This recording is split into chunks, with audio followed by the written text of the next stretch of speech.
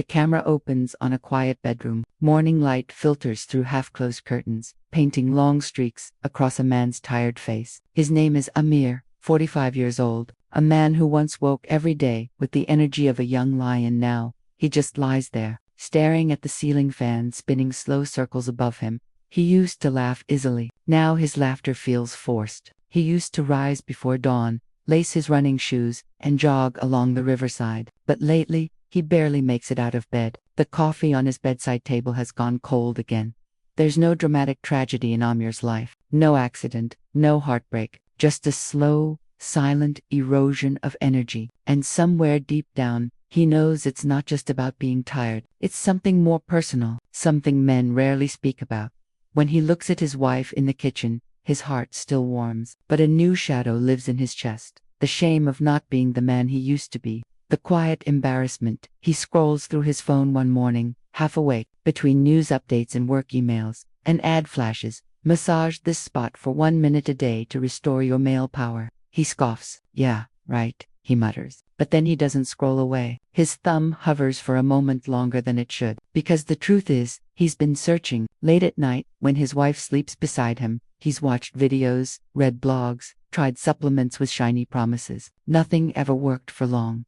He remembers the first time he noticed the change. It wasn't sudden, it was gradual, almost invisible, like sand slipping through fingers. A few bad nights turned into weeks, then months. Then, the quiet panic began. Doctors, pills, excuses. Each time, he told himself it was just stress, just age. But deep down, he knew something wasn't right. The weight of silence. No one talks about it openly. Men carry their struggles like invisible backpacks, heavy but hidden. When Amir's friends gather on weekends, they still talk about cricket scores, jobs, politics, never vulnerability, never weakness. The male code is unspoken. You don't admit that your energy is fading. You laugh louder to cover the cracks. But the cracks grow. He starts avoiding intimacy, inventing excuses. I'm just tired. Long day at work. His wife doesn't argue. She just looks at him a little longer than before, her silence saying everything words can't. At work, he feels smaller too. Meetings blur together. Motivation fades. Even his posture changes. A man, physically present but emotionally hollow. He feels disconnected from himself. One night, he stands before the bathroom mirror, shirtless, under harsh white light.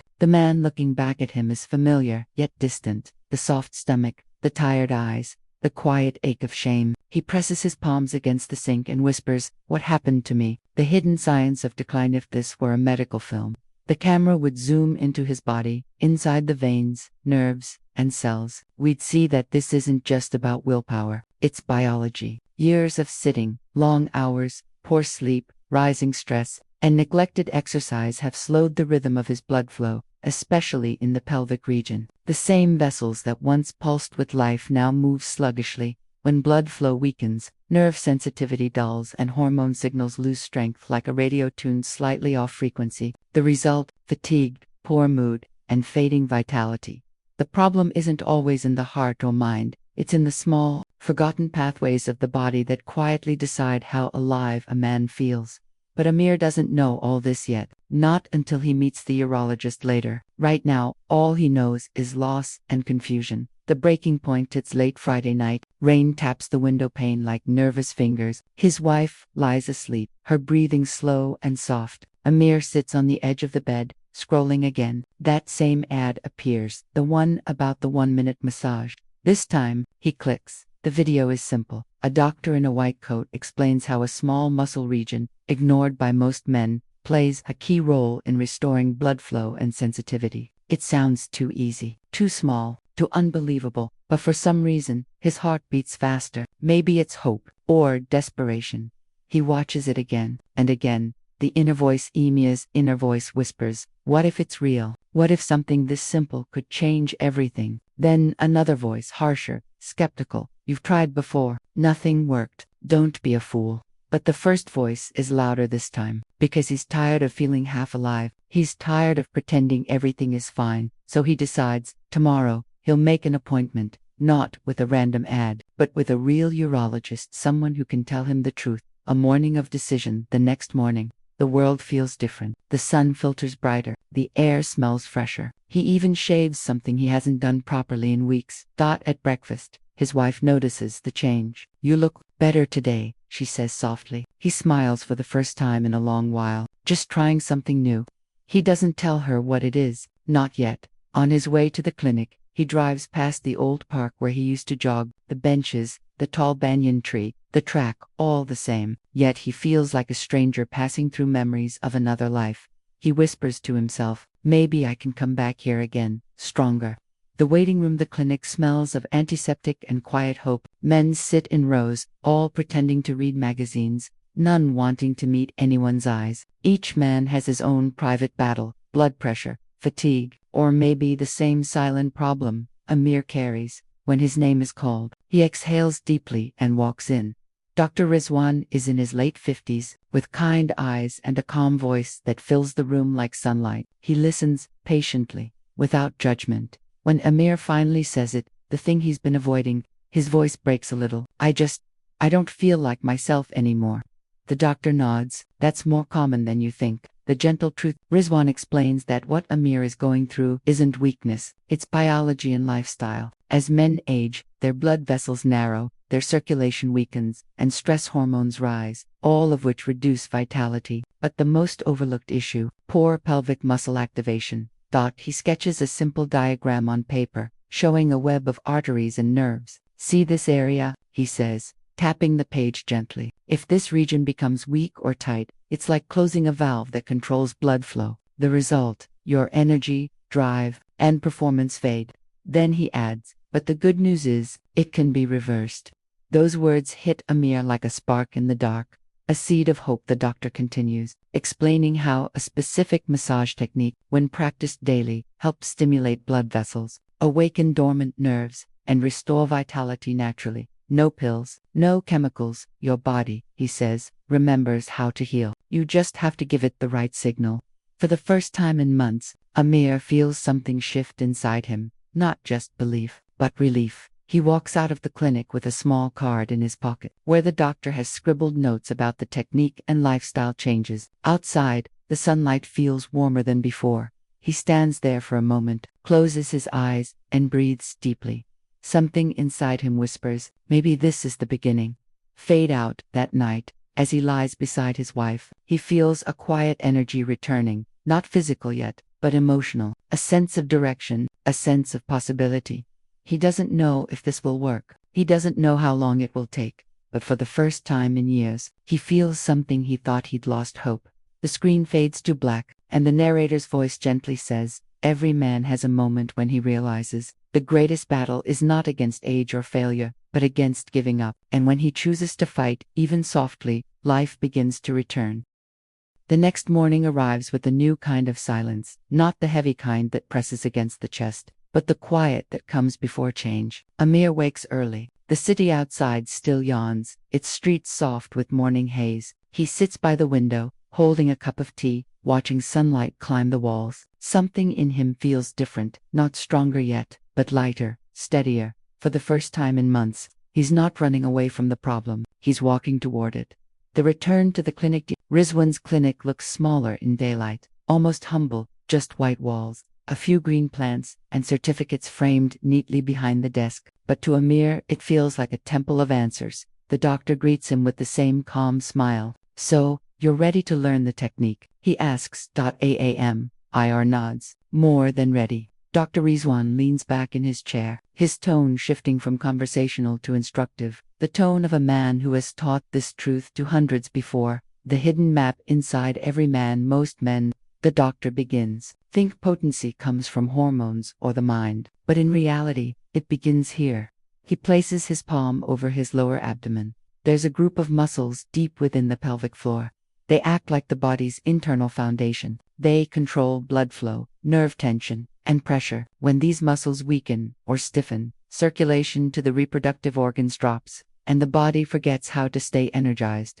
Amir listens, his brows furrowed in curiosity. "So you're saying this isn't about testosterone?" "Not entirely," the doctor smiles. "Hormones are only one part of the equation. Think of your body like a city. Hormones are the messengers. But if the roads, your blood vessels, are blocked, the messages can't reach their destination. He picks up a small anatomical model from his desk, showing arteries branching downward like a river delta.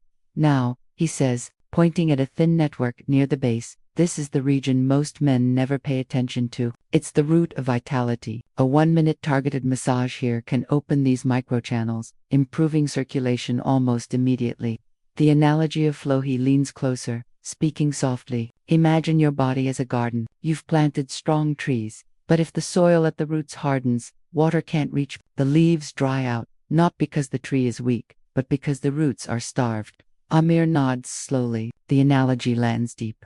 So, the doctor continues, we soften the soil. That's what the massage does. It restores the forgotten rhythm between your breath, your blood, and your nerves. He pauses, then adds, it's not magic. It's biology, but nature rewards consistency. The demonstrator Rizwan stands, motioning Amir toward a diagram pinned to the wall. This region, he says, is small, about the width of 2 fingers, located between the base of the spine and the pelvic center. Gentle pressure here, in circular motion, activates deep nerve endings connected to blood vessels. It's the same principle used in physiotherapy, but focused on men's health. He demonstrates with a medical model, precise, respectful, purely educational. This technique, he explains, stimulates nitric oxide release, a natural compound that relaxes blood vessels. That's the same mechanism behind the most powerful energy-boosting medicines, but without the chemicals. Amir listens, completely absorbed. So I just do this, for 1 minute. Yes, the doctor replies, 1 minute daily, but combine it with deep breathing, in through the nose, out through the mouth. When you breathe calmly, your nervous system shifts into recovery mode, amplifying circulation. The body begins to remember its natural rhythm. Science in simplicity. The doctor walks back to his desk, his tone turning softer, almost fatherly. Modern men underestimate the intelligence of their own bodies. We chase pills, surgeries, supplements, forgetting that our body's original design already includes repair systems. He continues, when you activate these deep muscles through touch, you're not just improving circulation, you're reawakening the mind-body connection. You're telling your body, I'm here, I'm listening, I want to heal. He pauses and looks Amir in the eyes. Most men don't realize healing begins the moment you stop being ashamed of needing it. Those words settle deep. For a moment, Amir feels his throat tighten, not from sadness, but release. That the lesson of awareness. The session ends, and Dr. Rizwan hands him a small booklet. This explains the steps. Don't rush it. Treat it like meditation, not a chore. Amir turns the pages, illustrations, breathing patterns, diagrams, showing blood flow before and after activation. Every image feels like a map to something he had lost and is now on the verge of finding again. Before leaving, the doctor adds one final instruction. Be patient. It takes around 21 days for the nervous system to form new memory. 1 minute a day can reshape your biology if you do it with awareness. Amir smiles faintly. 1 minute, I can do that. Good. The doctor says, smiling. You're not just restoring function, you're restoring identity. The drive home, on the way back, the city looks more alive. The shopkeepers shouting, the kids running with kites, the breeze carrying dust and warmth. Everything feels amplified. He keeps replaying the doctor's words. When you activate these deep muscles through touch, you're reawakening the mind-body connection. It makes him think about how disconnected he's been from his own body, his own breath, his own quiet power. He realizes healing isn't about fighting his body, but working with it. Flashback, the body's forgotten language. Later that night, lying on his bed, he remembers his youth, how easily his body responded, how quickly he recovered after effort, how connected he once felt. Back then, his body spoke a language he understood instinctively, rhythm, strength, aliveness. Somewhere along the way, he stopped listening. Years of sitting at a desk, worrying about bills, chasing deadlines, all noise, drowning out the body's signals. Now, he feels like he's learning that language again, one word, one breath, one touch at a time. Parallel science inside the Bothias. He breathes deeply. His inner world begins to change. If we could zoom inside him now, we'd see his heart pumping blood with renewed rhythm. Microscopic vessels begin to dilate slightly, responding to increased oxygen intake and parasympathetic relaxation. Neural pathways begin firing signals down the spine, awakening regions long underused. In those quiet seconds of attention, His entire physiology shifts, not dramatically, but meaningfully. Science meets simplicity. The inner realization. Amir sits up and looks at his hands, the same hands that once built things, carried weight, held love, now learning to heal. He whispers to himself, maybe power isn't about control, maybe it's about connection. He stands before the mirror again, but this time, his reflection looks steadier. The tired eyes are still there, but behind them, a new spark lives small, but undeniable. A subtle change over the next few days. He practices the 1-minute technique. At first, it feels awkward, a new ritual in an old routine, but soon, it becomes calming, almost meditative. He finds himself breathing slower, sleeping deeper.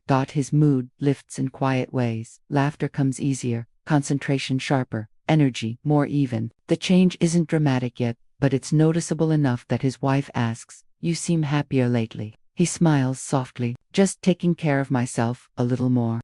She doesn't press further, but her eyes hold something he hasn't seen in a while, curiosity and warmth. The doctors follow up a week later. He visits Dr. Rizwan again. The doctor smiles. "How do you feel?" Amir takes a deep breath before answering. "Better, calmer. It's strange, I feel more alive, but I'm not doing anything big." The doctor nods knowingly. "That's how it starts. You're restoring blood flow, but also balance. When the body feels circulation return, it releases endorphins, boosts serotonin, improves sleep. This isn't just physical healing, it's emotional."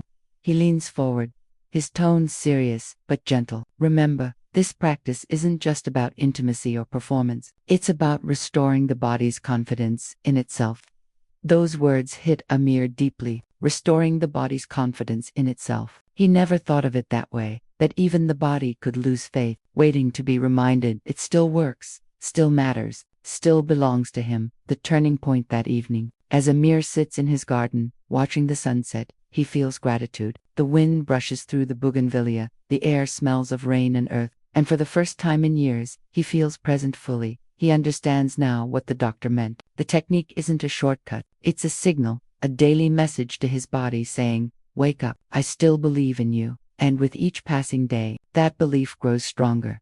Narrator's reflection. Sometimes the secrets of transformation hide in the smallest actions, a breath, a touch, a minute of awareness. In a world obsessed with grand solutions, the truth often whispers, your healing begins when you begin to listen. The camera slowly pans upward, from Amir sitting quietly in his garden, to the orange sky overhead. The light fades to gold, then to dusk. And in that fading light, a man begins to return to himself.